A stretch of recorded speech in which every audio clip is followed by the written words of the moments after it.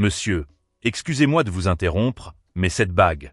Ma voix s'éteignit lorsque l'homme en costume sombre leva les yeux des documents éparpillés sur la table. Ma mère en avait une identique.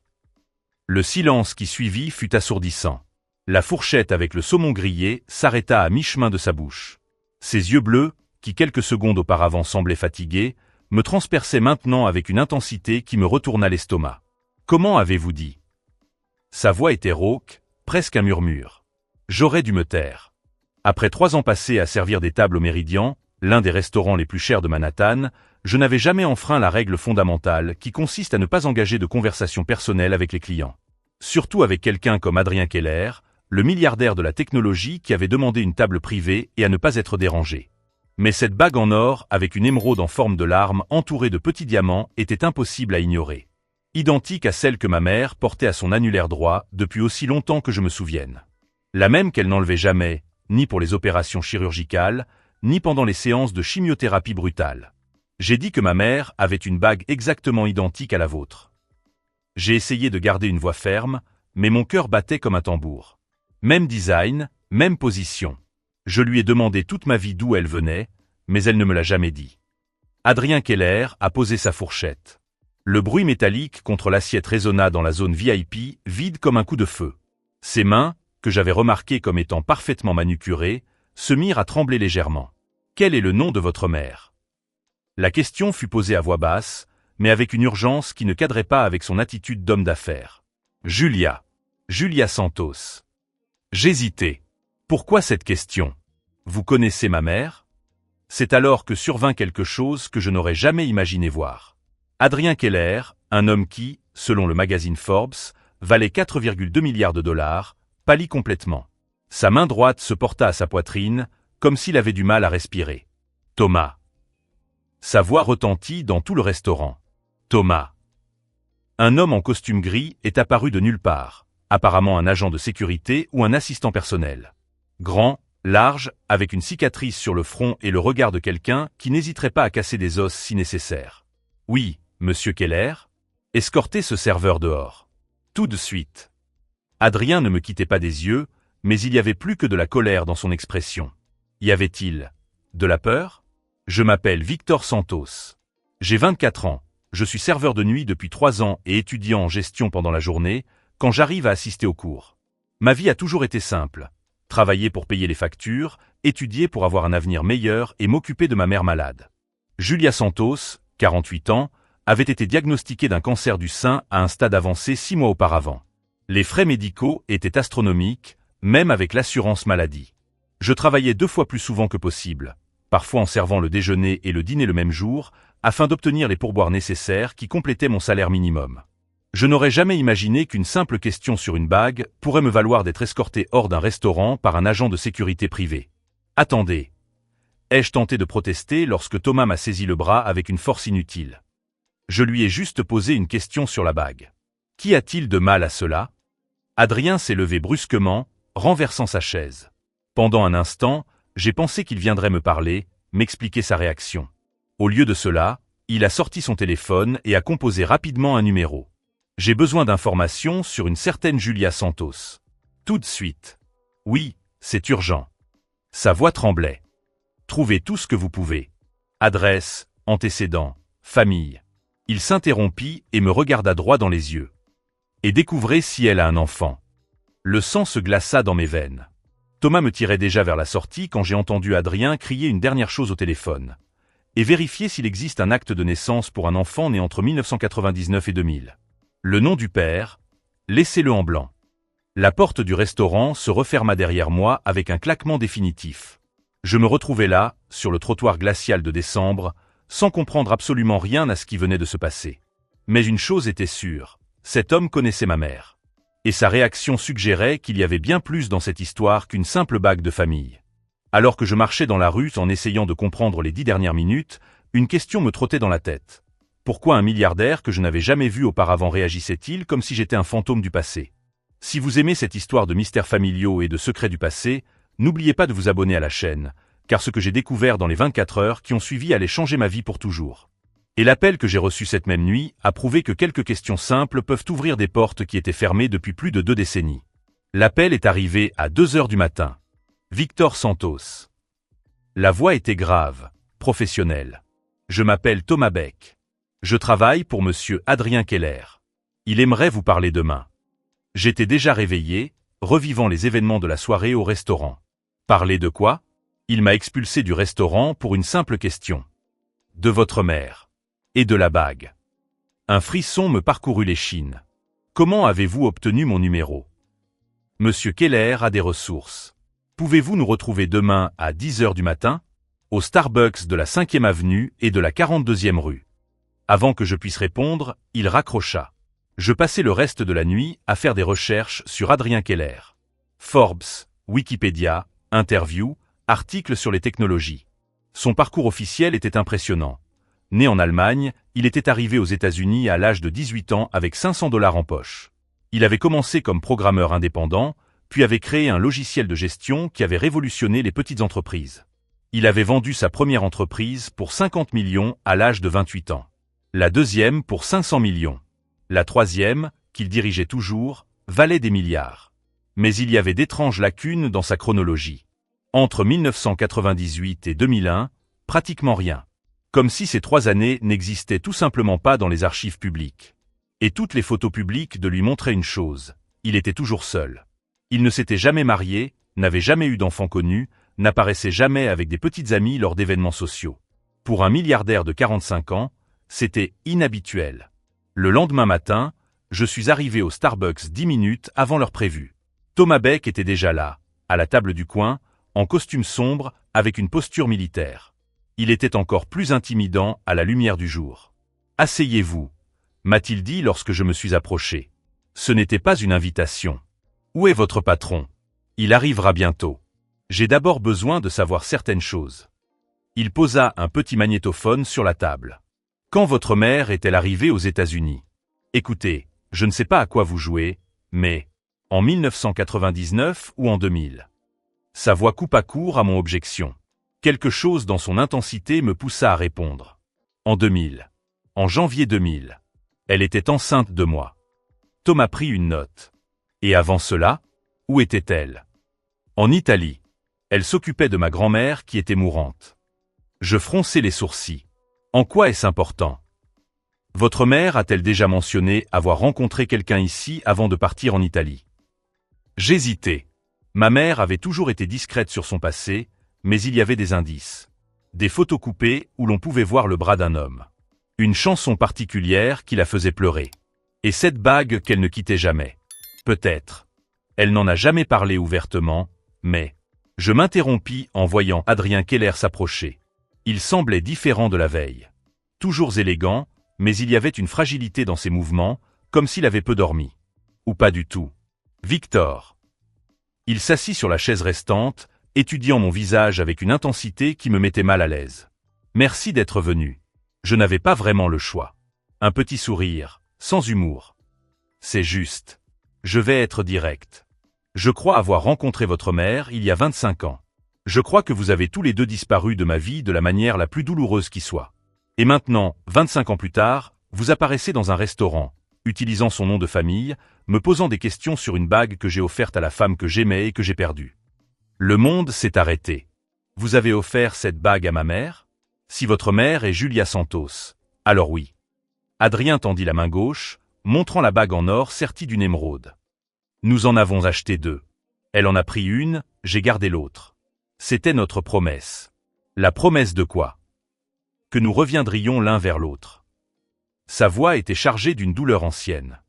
Elle a dû partir en Italie lorsque sa grand-mère a eu un accident vasculaire cérébral. Elle a promis de revenir dans 6 mois. J'ai promis d'attendre.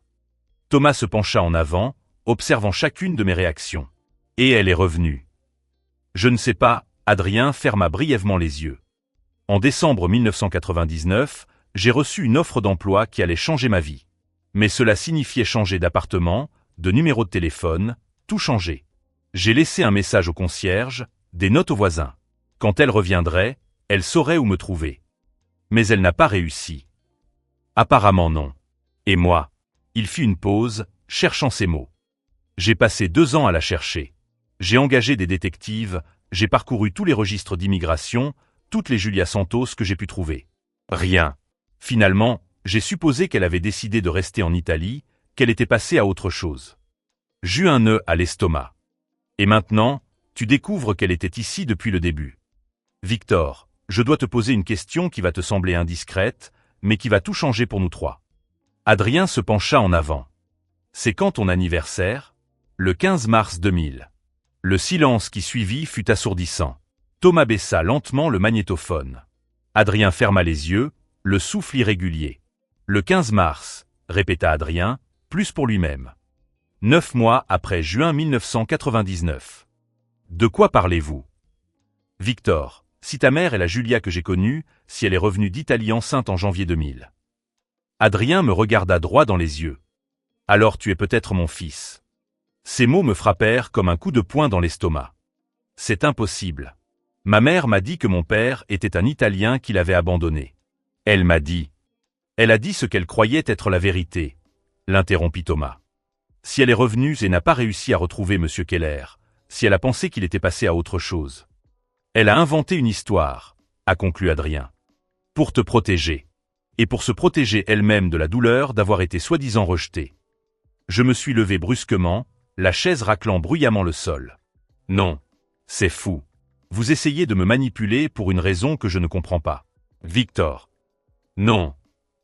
Plusieurs personnes se sont retournées pour nous regarder. J'ai baissé la voix, mais j'ai gardé la même intensité. Ma mère est en train de mourir d'un cancer. Elle en est au stade terminal. Et maintenant, vous me sortez cette histoire absurde à propos de bagues et de promesses et... Elle est en train de mourir. La voix d'Adrien était un murmure dévasté. Quelque chose dans la façon dont il posa la question, la douleur sincère dans son expression, me fit m'arrêter. Diagnostic il y a 6 mois. Les médecins lui ont donné 1 an, tout au plus. Adrien enfouit son visage dans ses mains. Quand il releva les yeux, il avait les larmes aux yeux. 25 ans à la chercher, et elle est en train de mourir. Thomas posa une main sur l'épaule d'Adrien. Monsieur, il reste encore du temps. Si c'est vraiment Julia. Je dois la voir, dit Adrien en me regardant. Victor, je dois la voir immédiatement. Elle est à l'hôpital. Mount Sinai. Mais je ne vais pas vous laisser débarquer là-bas et lui causer un choc qui pourrait la tuer plus vite. Alors venez avec nous. Préparez-la. Dites-lui ce que vous voulez, ce que vous jugez bon. Mais, s'il vous plaît, sa voix se brisa. S'il y a vraiment une chance qu'elle soit la Julia que j'ai aimée, que vous soyez mon fils, je ne peux pas perdre plus de temps.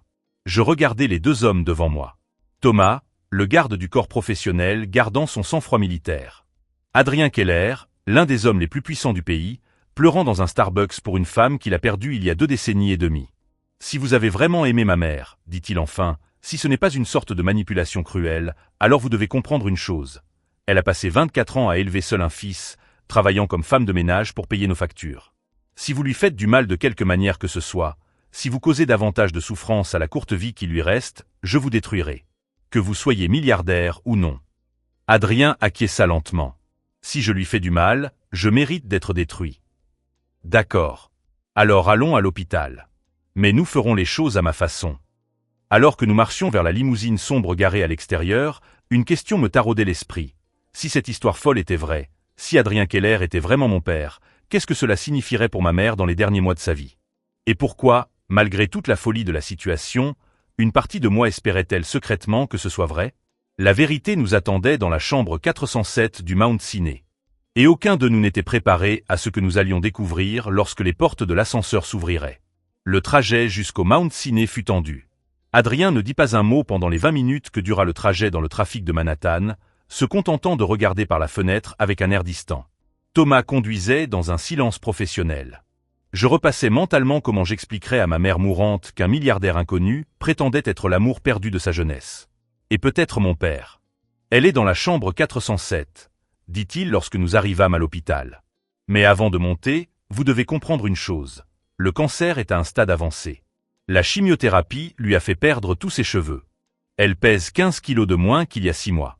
Si vous l'avez vraiment aimée, préparez-vous à la voir très différente. Adrien acquiesça, mais je remarquai que ses mains tremblaient légèrement. Dans l'ascenseur, il demanda « Comment a-t-elle découvert son cancer ?» Elle a senti une grosseur en prenant sa douche. Elle l'a ignoré pendant 3 mois parce que nous n'avions pas les moyens de faire des examens. quand elle est finalement allée chez le médecin. Je m'interrompis, la colère d'autrefois revenant. Il était trop tard pour une chirurgie conservatrice. Double mastectomie, chimiothérapie agressive, radiothérapie. Et même ainsi, les médecins ne lui donnent que quelques mois. Quelques mois. Sa voix était étranglée. 1 an au maximum. C'était il y a 6 mois. L'ascenseur s'est arrêté au 4e étage. Oncologie. L'odeur de désinfectant et l'atmosphère pesante d'un endroit où les gens venaient pour lutter contre la mort. La chambre 407 se trouve au bout du couloir, a répondu l'infirmière lorsque nous lui avons demandé. La patiente est réveillée, mais elle a passé une matinée difficile. Faites en sorte que la visite soit brève. Une matinée difficile. Cela signifiait des vomissements dus à la chimiothérapie ou des douleurs que les analgésiques ne parvenaient pas à soulager. Je me suis arrêté devant la porte de la chambre. Maman, j'ai amené quelqu'un pour te rencontrer. Entre, mon fils. Sa voix était faible, mais affectueuse comme toujours. J'ai ouvert la porte doucement. Ma mère était assise dans son lit, appuyée contre des oreillers, coiffée d'un bonnet coloré pour cacher sa calvitie. Elle était trop maigre, sa peau était jaunâtre, mais ses yeux bruns brillaient encore de vie. Maman, voici Adrien Keller. J'ai hésité. Comment expliquer? Il dit qu'il t'a rencontré il y a de nombreuses années. Julia regarda Adrien. Pendant un instant, rien ne se passa. Puis, comme si un fantôme venait de se matérialiser, toute couleur disparut de son visage. Dio mio, murmura-t-elle. Adrien. Bonjour, Julia. Sa voix se brisa. Tu es magnifique. C'était un mensonge gentil. Elle était ravagée par la maladie. Mais dans ses yeux, je pouvais voir qu'il voyait vraiment la femme de 23 ans qu'il avait aimée. Non, je ne le suis pas, dit-elle en riant nerveusement. Je suis chauve et je ressemble à un squelette. Mais toi, ses yeux se remplirent de larmes. Tu es exactement comme dans mes souvenirs. Peut-être avec quelques cheveux gris, mais les mêmes yeux bleus. Adrien s'approcha lentement du lit. Je peux? Il désigna la chaise à côté. Bien sûr. Ils se regardèrent en silence pendant un long moment. Puis Julia tendit la main droite, montrant la bague en or sertie d'une émeraude. Je ne l'ai jamais enlevée, dit-elle doucement. Adrien montra la sienne. Moi non plus. Je vais vous laisser discuter, dis-je en me dirigeant vers la porte. Non, Victor. Ma mère me saisit la main avec une force surprenante. Reste. S'il te plaît. Je m'assis dans un coin de la chambre, observant 2 inconnus qui se connaissaient manifestement très bien. Pourquoi n'es-tu pas revenu? Demanda Adrien, la voix pleine de douleur. J'ai attendu 2 ans. Je t'ai cherché partout. Je suis revenu, répondit Julia, les larmes coulant sur ses joues. En janvier 2000. Je suis allé à ton appartement. Le propriétaire m'a dit que tu avais déménagé en décembre. Sans laisser de nouvelle adresse. Ton téléphone était éteint. J'ai laissé un message. Je lui ai dit de te donner mon nouveau numéro. Il ne m'a jamais rien dit. Je t'ai cherché pendant 2 semaines. Enceinte de 7 mois, j'ai cherché dans tous les endroits que nous connaissions. Le mot « enceinte » flottait dans l'air comme une bombe. 7 mois. Adrien fit rapidement le calcul. Juillet 1999. J'ai découvert que j'étais enceinte 1 mois après mon arrivée en Italie. Je voulais te le dire, mais les appels internationaux coûtaient très cher, et ma nonna était en train de mourir. J'ai pensé que je te le dirais à mon retour. Mais quand tu es revenu, j'avais disparu. Et j'étais seule, enceinte, sans argent, sans endroit où vivre. Julia m'a regardé. Alors j'ai inventé une histoire à propos d'un Italien qui m'avait abandonné. C'était plus facile que d'expliquer que l'homme que j'aimais avait disparu. La pièce était silencieuse, à l'exception du bip constant des appareils médicaux. Julia, murmura Adrien. Victor est mon fils? Regarde-le, Adrien. Les mêmes yeux bleus. La même mâchoire obstinée. La même façon de froncer les sourcils quand il réfléchit. Je me suis levé brusquement. Je vais chercher du café. Victor, attends. J'ai besoin d'air frais. Je suis sorti rapidement de la chambre, passant devant les infirmières, le poste médical, jusqu'à atteindre le bout du couloir où se trouvait une petite salle d'attente vide. Je me suis assis lourdement sur une chaise en plastique, enfouissant mon visage dans mes mains. 24 ans. 24 ans à faire des doubles gardes pour aider à subvenir aux besoins de ma mère célibataire. 24 ans à l'entendre dire que mon père était un lâche qu'il avait abandonné alors qu'elle était enceinte. 24 ans à imaginer ce que ça aurait été de le connaître. Et maintenant, je découvrais qu'il avait été là tout ce temps. Riche, puissant, capable de payer tous les traitements médicaux que nous n'avions pas les moyens de nous offrir. Capable d'offrir à ma mère une vie complètement différente. Capable de m'offrir un père. Victor. Thomas m'avait suivi. Ça va? Non. Je l'ai regardé. Je ne vais pas bien. Ma mère est en train de mourir. J'ai découvert que mon père est un milliardaire qui a été à des kilomètres de moi toute ma vie, et maintenant je ne sais pas quoi ressentir. Thomas s'assit sur la chaise à côté de moi. Je peux te dire quelque chose? J'acquiesçai. Monsieur Keller ne s'est jamais marié. Il n'a jamais eu d'enfant. Il n'a jamais trouvé quelqu'un qui puisse rivaliser avec le souvenir de Julia. Pendant 25 ans, il a porté cette perte comme une blessure ouverte. Et moi? Si tu es vraiment son fils, tu es le rêve qu'il ne savait pas avoir perdu. Je suis retourné dans la chambre 1 heure plus tard. Adrien et ma mère se tenaient la main et discutaient à voix basse. Elle semblait plus animée que je ne l'avais vue depuis des mois. Comment te sens-tu, maman? Mieux. Beaucoup mieux. Elle a souri, un sourire sincère pour la première fois depuis des semaines. Adrien m'a parlé de son entreprise, de ce qu'il a fait ces 25 dernières années. Et elle m'a parlé de toi, a dit Adrien. De la façon dont tu travailles 2 fois plus pour aider à payer les frais médicaux.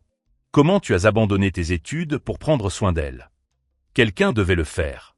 Oui, mais ça n'aurait pas dû être toi. Pas tout seul. À ce moment-là, le docteur Martinez entra dans la chambre. Comment va notre patiente? Elle s'arrêta en voyant Adrien. Oh, excusez-moi. Je ne savais pas qu'il y avait des visiteurs. Docteur Martinez, voici Adrien, un vieil ami, dit ma mère.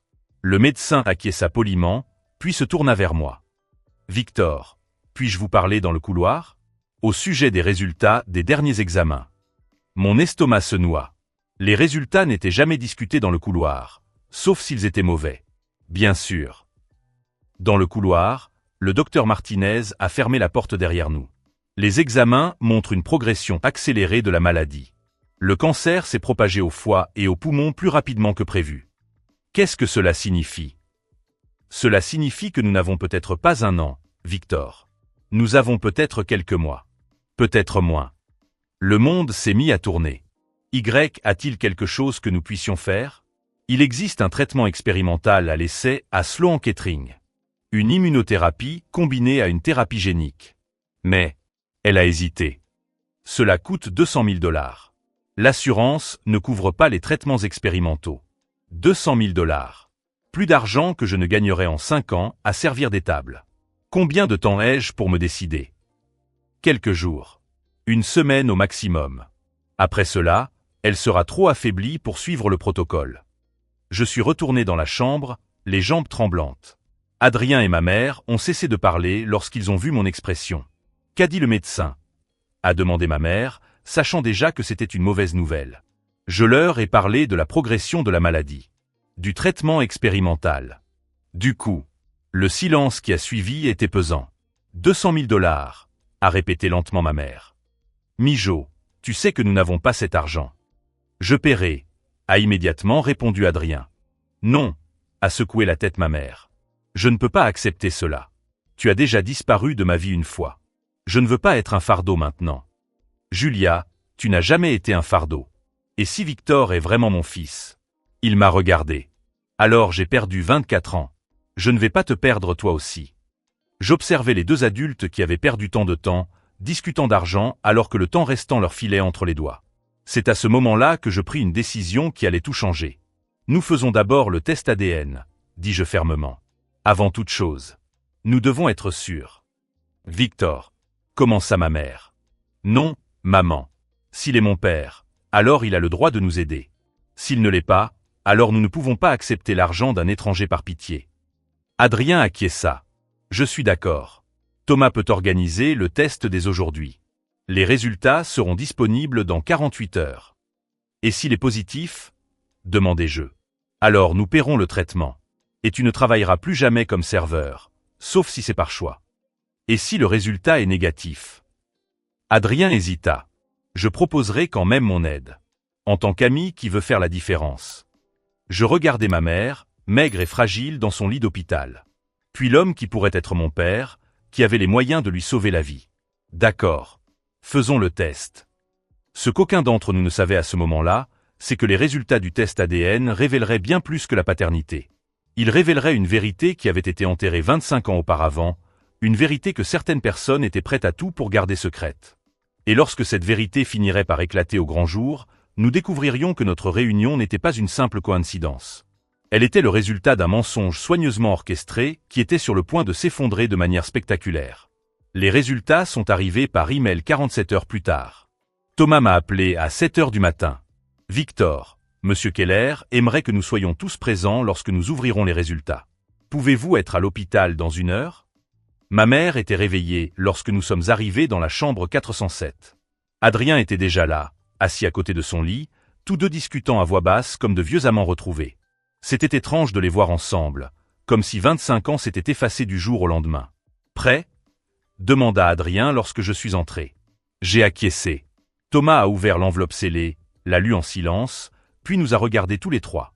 Probabilité de paternité, 99,9%. Le silence qui suivit n'était rompu que par le bip constant des moniteurs médicaux. Alors c'est vrai, murmura ma mère, les larmes coulant sur son visage. Victor, mon fils, tu as trouvé ton père. Adrien s'est levé lentement, s'est approché de moi et, pour la première fois de ma vie, mon père m'a pris dans ses bras. 24 ans, a-t-il murmuré. J'ai perdu 24 ans avec toi. Mais quelque chose me tracassait. Alors qu'il célébrait cette confirmation, une question me trottait dans la tête. Comment 2 adultes amoureux avaient-ils pu se perdre dans une ville? Comment aucun des deux n'avait réussi à retrouver l'autre pendant 2 années entières? Adrien, dis-je lorsque nous nous séparâmes. J'ai besoin de comprendre quelque chose. Tu as dit avoir laissé un message au concierge de l'immeuble. Quel était son nom? Monsieur Kovac. Pourquoi? Et ma mère a dit qu'il avait affirmé que tu n'avais pas laissé d'adresse. Cela n'a aucun sens. Adrien fronça les sourcils. J'ai laissé mon nouveau numéro de téléphone, mon adresse, et même le nom de l'entreprise où je travaillais. Je lui ai dit de tout noter. Je regardais ma mère. Maman, tu es sûre d'avoir interrogé le bon concierge? Bien sûr. Un vieil homme européen, toujours de mauvaise humeur. Il a dit qu'Adrien était parti sans rien laisser.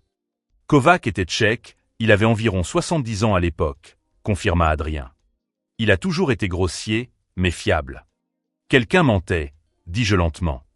La question est de savoir qui et pourquoi. Thomas, qui était resté silencieux, se pencha en avant. Monsieur Keller, avez-vous encore des contacts dans l'ancien immeuble? Probablement pas. Cela fait 25 ans. Laissez-moi m'en occuper. Je peux obtenir des registres. 2 heures plus tard, j'étais à l'hôpital, perdu dans mes pensées pendant que ma mère passait des examens pour le programme expérimental, lorsque mon téléphone sonna. Victor. C'était Thomas. J'ai trouvé quelque chose d'intéressant. L'immeuble où vivait Monsieur Keller a été racheté en 2001 par une société d'investissement. Devine Holdings. Et alors? Devine Holdings appartient à Richard Devine. Il est l'associé majoritaire de l'entreprise où Adrien travaille actuellement. Je connaissais ce nom grâce aux articles que j'avais lus. Il est en quelque sorte le parrain de la carrière d'Adrien. Exactement. Et voici la partie intéressante. Richard Devine était déjà propriétaire de plusieurs immeubles à Manhattan en 1999, y compris certains situés à proximité de l'immeuble où vivait Monsieur Keller. Un frisson me parcourut l'échine. Vous suggérez qu'il connaissait mon père à cette époque? Je suggère que cela vaut la peine d'enquêter. Je raccrochai et restai à regarder par la fenêtre de l'hôpital. Richard Devine. J'avais vu des photos de lui dans des magazines économiques. Un homme d'une 60aine d'années, toujours impeccablement vêtu, connu pour son esprit stratégique et sa vision à long terme. Également connu pour son dévouement total aux affaires et pour ne jamais laisser quoi que ce soit interférer avec ses investissements, y compris les relations amoureuses de ses protégés. Je suis retourné dans la chambre où Adrien attendait les résultats des examens de ma mère. Adrien, puis-je te demander comment tu as rencontré Richard Devine? Il m'a regardé avec surprise. Richard? C'est lui qui m'a proposé le poste dans la start-up en décembre 1999. Pourquoi cette question? Comment a-t-il entendu parler de toi? Eh bien, je faisais quelques petits boulots de programmation en freelance. De petits projets pour des entreprises locales. D'une manière ou d'une autre, mon travail lui est parvenu et il m'a proposé une opportunité dans l'entreprise qu'il finançait. Et tu n'as pas trouvé étrange qu'un investisseur milliardaire s'intéresse à un programmeur débutant? Adrien a hésité. À l'époque, j'ai pensé que c'était de la chance. Richard m'a dit qu'il était impressionné par mon potentiel, qu'il voulait me donner une chance de m'épanouir sans distraction. Sans distraction.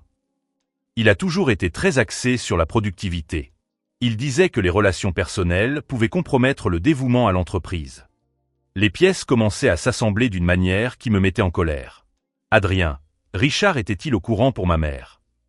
Il savait que j'avais une relation sérieuse. En fait, il n'aimait pas cette idée. Adrien fit une pause, une lente compréhension traversant son visage. En fait, il a même dit que ce serait mieux pour ma carrière si je me concentrais entièrement sur le travail. Et quand ma mère est partie en Italie? C'est Richard qui m'a convaincu d'accepter plus d'heures, plus de projets. Il a dit que c'était une occasion unique de prouver ma valeur tant que j'étais temporairement libre de tout engagement. Le sang bouillonnait dans mes veines. Et le déménagement? C'était son idée. Il disait que ce serait plus pratique de vivre près du bureau. Il a même trouvé l'appartement et payé la caution. Il a contrôlé toute ta vie, Adrien. Il s'est assuré que tu sois trop occupé et géographiquement trop loin pour retrouver ma mère à son retour. Adrien pâlit. Tu insinues que Richard a délibérément saboté ma relation? Je ne l'insinue pas.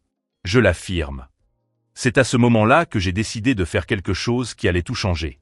Je n'allais pas seulement dénoncer Richard Devine pour ce qu'il avait fait.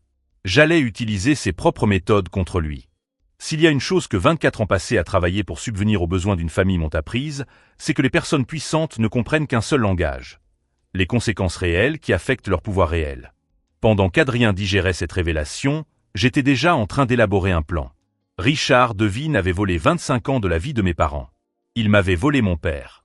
Il avait condamné ma mère à une vie de difficultés inutiles. Et maintenant, alors qu'elle luttait contre le cancer dans les derniers mois de sa vie, il continuait à prospérer, sans jamais subir les conséquences de ses manipulations. Mais cela était sur le point de changer. Si vous suivez ce parcours de découverte familiale et que vous vous demandez jusqu'où quelqu'un peut aller pour protéger ses intérêts, ne partez pas, car ce que j'ai découvert sur Richard Devine au cours des 48 heures suivantes prouverait que certaines personnes sont capables de tout pour garder le contrôle. J'ai passé la nuit à faire des recherches sur Richard Devine, ses entreprises, sa famille, ses relations. Et lorsque le soleil s'est levé le lendemain matin, j'avais entre les mains non seulement la preuve qu'il avait séparé mes parents, mais aussi les outils nécessaires pour lui rendre 25 ans de manipulation avec intérêt composé. L'homme qui pensait avoir parfaitement contrôlé le destin de ma famille était sur le point de découvrir qu'il avait complètement sous-estimé le fils que son ingérence avait créé. Et la leçon que j'étais sur le point de lui enseigner serait une leçon qu'il n'oublierait jamais. 48 heures après avoir découvert la vérité sur Richard Devine, j'étais assis dans un café discret du quartier financier, attendant la personne qui allait tout changer. Jennifer Walsh est arrivée ponctuellement à 3 heures de l'après-midi. Journaliste d'investigation au Wall Street Journal, spécialisée dans les scandales financiers. La cinquantaine, les cheveux grisonnants, le regard perçant de celle qui a passé des décennies à démêler les mensonges des hommes puissants. Alors, Victor Santos, dit-elle en s'asseyant en face de moi. Thomas Beck m'a dit que vous aviez une histoire sur Richard Devine. Il m'a également dit que j'avais 24 heures pour vérifier les faits avant que vous ne les transmettiez à un autre journal. J'ai mieux qu'une histoire. J'ai des documents complets montrant comment un milliardaire a délibérément manipulé la vie d'innocents pour garder le contrôle sur ses investissements. Je posai un dossier sur la table. Jennifer l'ouvrit et le feuilleta rapidement. Des relevés téléphoniques, des contrats de location, des témoignages. Elle s'arrêta sur une photo. C'est Adrien Keller, mon père, que j'ai découvert être mon père il y a 3 jours. Au cours de l'heure qui a suivi, je lui ai tout raconté. La séparation orchestrée, les 25 années perdues, ma mère mourant sans avoir jamais reçu le soutien qu'elle méritait, Richard contrôlant chaque aspect de la carrière d'Adrien pour s'assurer qu'il n'ait jamais de distraction personnelle. Avez-vous des preuves que Richard savait spécifiquement pour votre mère? Mieux que ça. J'ai des preuves qu'il a fait la même chose à au moins 4 autres cadres au fil des ans. Un schéma systématique d'ingérence dans la vie personnelle des employés. L'expression de Jennifer a changé. Montrez-moi. J'avais passé 2 jours à enquêter, en utilisant les ressources mises à disposition par Thomas. Ce que nous avons découvert était dévastateur. Richard Devine avait manipulé les relations personnelles de ses principaux cadres pendant des décennies. Un schéma clair de contrôle et d'isolement. Michael Torres, directeur financier de Devine Tech de 2005 à 2010. Richard est intervenu pour qu'il perde la garde de sa fille lors d'un divorce conflictuel. Sarah Kim, ancienne vice-présidente du marketing. Richard a saboté ses fiançailles en engageant un détective privé pour fabriquer des preuves d'infidélité. David Chen, ancien directeur des opérations. Richard a délibérément muté sa femme dans un autre état lors d'une promotion cruciale, ce qui a entraîné leur séparation. Jennifer prenait furieusement des notes. Avez-vous réussi à contacter ces personnes? 3 des 4 ont accepté de vous parler. Sous couvert d'anonymat dans un premier temps, mais prêt à témoigner publiquement si nécessaire. Et le 4e, David Chen s'est suicidé en 2015. Dépression résultant de l'isolement forcé et de la perte de sa famille. Le silence qui suivit fut lourd. Mon Dieu, murmura Jennifer. Combien de vies cet homme a-t-il détruites? C'est exactement la question que je veux que le monde se pose. Jennifer ferma le dossier. J'ai besoin de 48 heures pour tout vérifier. Si la moitié de ces informations sont vérifiables, Richard Devine vivra le pire cauchemar de sa vie à la une des journaux. 48 heures, c'est parfait. Il me reste une dernière pièce du puzzle à mettre en place. Je quittai le café et appelai Adrien. Tu as rendez-vous avec Richard demain? Oui, notre réunion stratégique mensuelle. Pourquoi? J'ai besoin que tu fasses quelque chose pour moi. Pour nous. Pour ma mère. Le lendemain matin, Adrien est entré dans le bureau de Richard Devine avec un enregistreur numérique discrètement fixé à sa poitrine. Le plan était simple. Confronter Richard à ce que nous savions et enregistrer sa réaction. Ce à quoi nous ne nous attendions pas, c'est que Richard nous attendait déjà. Adrien, mon ami, a dit Richard lorsque mon père est entré dans la pièce. Tu as amené de la compagnie? J'étais caché derrière la porte du bureau, mais Richard savait exactement où j'étais. Entrée, Victor Santos. Ou devrais-je dire Victor Keller? Mon sang s'est glacé. Comment le savait-il? Ah, vous pensiez pouvoir enquêter sur ma vie sans que je m'en aperçoive. Richard sourit, mais son expression n'avait rien d'amusé. J'ai des gens qui surveillent toute mention de mon nom dans les médias. Quand Jennifer Walsh a commencé à passer des coups de filière, je l'ai su immédiatement. Je suis entré lentement dans le bureau. Adrien semblait perplexe, mais il se tenait droit. Richard, est-ce vrai ce que Victor a découvert? Demanda Adrien sans détour. Avez-vous délibérément saboté ma relation avec Julia? Saboté. Richard rit. Adrien, j'ai sauvé votre carrière. Aujourd'hui, vous ne seriez qu'un programmeur moyen vivant dans une maison de banlieue, préoccupé par les frais scolaires et les hypothèques. Je serais heureux. Vous seriez médiocre. La voix de Richard devint froide. Et je n'investis pas dans la médiocrité. Alors tu l'admets, dis-je en activant discrètement mon propre enregistreur. Tu as intentionnellement détruit notre famille. J'ai bâti un empire. Et si certaines personnes ont vu leurs sentiments blessés dans le processus, eh bien, ce sont les décisions difficiles qui séparent les visionnaires des rêveurs. C'était exactement l'aveu dont nous avions besoin. Vous avez détruit des vies, Richard. David Chen est mort à cause de vous. David Chen était faible. Comme vous l'auriez été si j'avais laissé cette Italienne vous distraire. Cette Italienne est maintenant ma femme.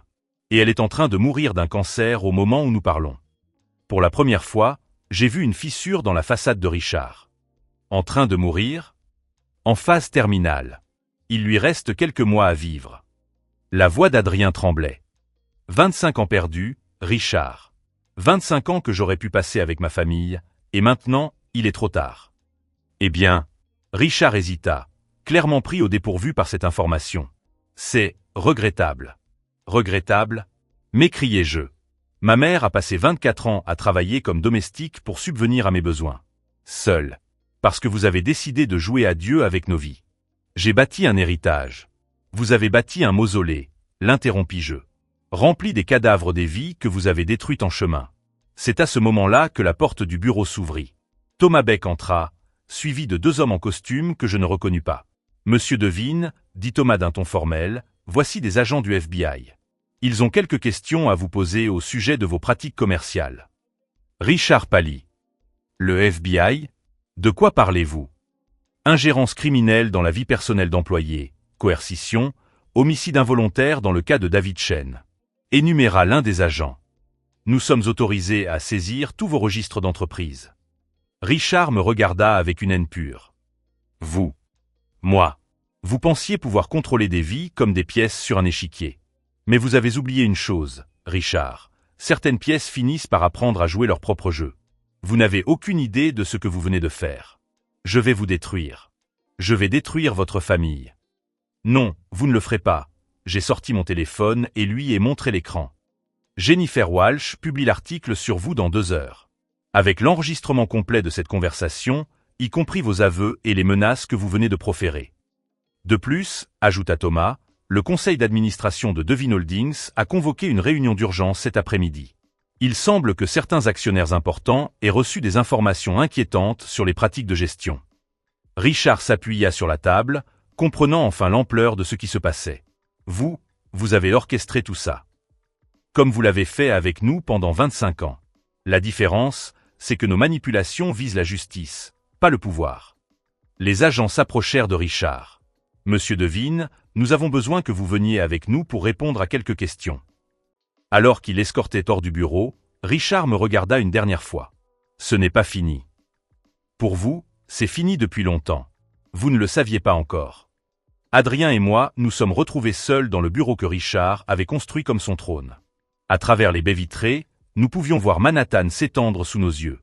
25 ans, murmura Adrien. Si j'avais su ce qu'il faisait.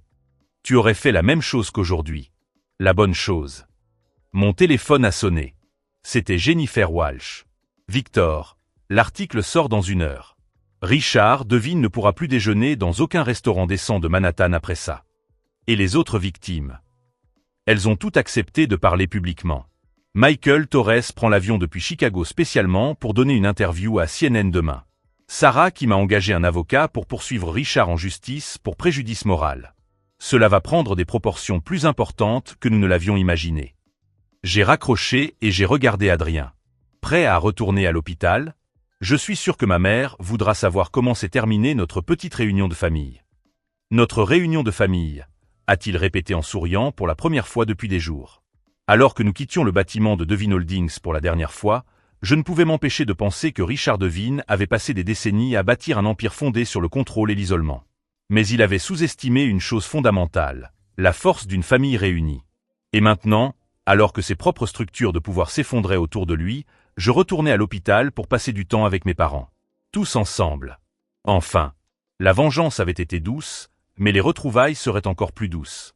Et lorsque les gros titres ont commencé à apparaître dans tous les journaux de New York 2 heures plus tard, j'ai su que Richard Devine se réveillerait chaque jour pour le reste de sa vie en sachant exactement le prix à payer pour avoir joué avec le destin des autres. Mais je me réveillerais chaque jour en sachant que j'avais rattrapé le temps perdu avec ma famille. Et cela valait infiniment plus que n'importe quelle vengeance. 6 mois plus tard, ma mère était en rémission complète. Le traitement expérimental avait fonctionné au-delà de toutes les attentes. Richard Devine purgeait une peine pour coercition et ingérence criminelle. Son entreprise avait été répartie entre les victimes dans le cadre de l'accord judiciaire. Adrien et Julia s'étaient mariés à l'hôpital, lors d'une cérémonie modeste mais parfaite. J'ai terminé mes études sans avoir à travailler. Pour la première fois de notre vie, nous formions une famille complète. Lors de sa dernière comparution au tribunal, Richard m'a regardé et m'a dit « Tu as détruit ma vie. » « Non, ai-je répondu calmement. Tu as détruit ta propre vie. Je me suis simplement assuré que tu en subisses enfin les conséquences. La justice est parfois lente, mais elle finit toujours par arriver. Ma mère est en vie, mon père est présent, et Richard a appris que manipuler des vies a un prix. Si cette histoire de famille réunie et de justice divine vous a touché, abonnez-vous à la chaîne pour découvrir d'autres histoires qui prouvent que la vérité finit toujours par triompher. Aujourd'hui, nous déjeunons ensemble tous les dimanches. 25 années perdues, mais le reste de notre vie devant nous. What the fuck?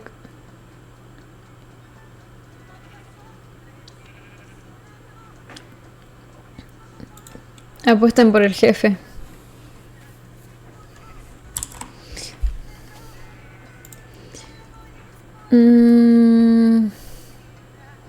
Al guapo de rosa. ¿Quién es el guapo de rosa? Si todos están de rosa. Nunca más juego. ¿Por qué? Es súper bueno. Me hiciste acordar una Es verdad. Qué película de mierda esa, ¿no? Es española. What the fuck. Estoy re enojado. Bueno, no te hablo. Soy frío. A la mierda. Berry, no. Mi causa. ¿Cómo se dice? Mi pata. Pata, ¿qué era igual? Como amigo, ¿no? No, creo que no es amigo.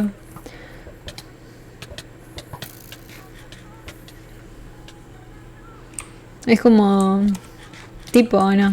Como persona y ya está. Mi pez jugando más cargada. ¿Sos peruana? No.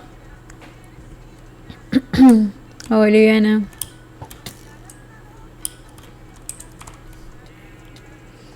Soy...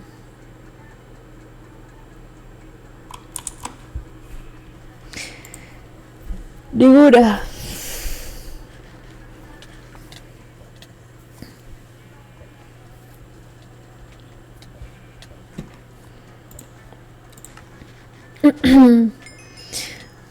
Bro, pero porque es... Si hay peruana me mudo a Lima. A la mierda. Me gustaría ir a Perú. A comer ceviche. Ceviche peruano. De alguna peruana. Peor que yo.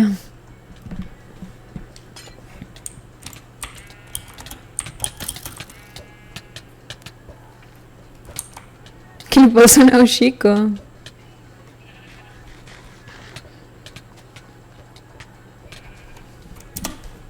A comer palomita yica. Uff. Yo te preparo. Hola, te amo. Iría sola a Perú a verte. Y nos comemos un ceviche. No le digas eso. ¿Por qué? Yo te invito a comer un buen asado. ¿Qué ceviche? Uf, asado, qué rico.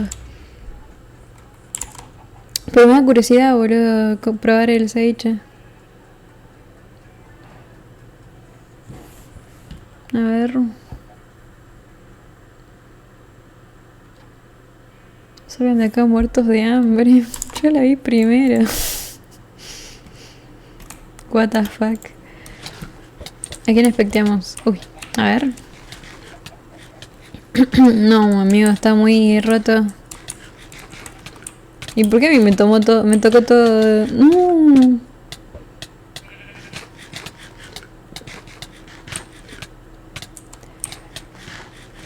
¿Se nos va? ¿O se salva?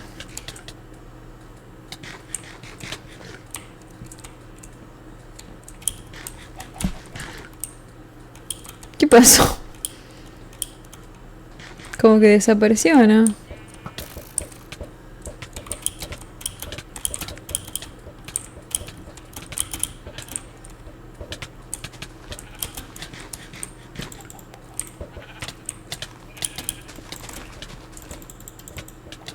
El X-Ray. Ah, es que estoy como espectador. Y soy de... Bueno.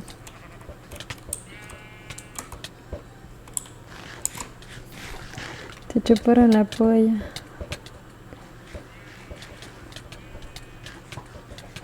¿Qué están hablando?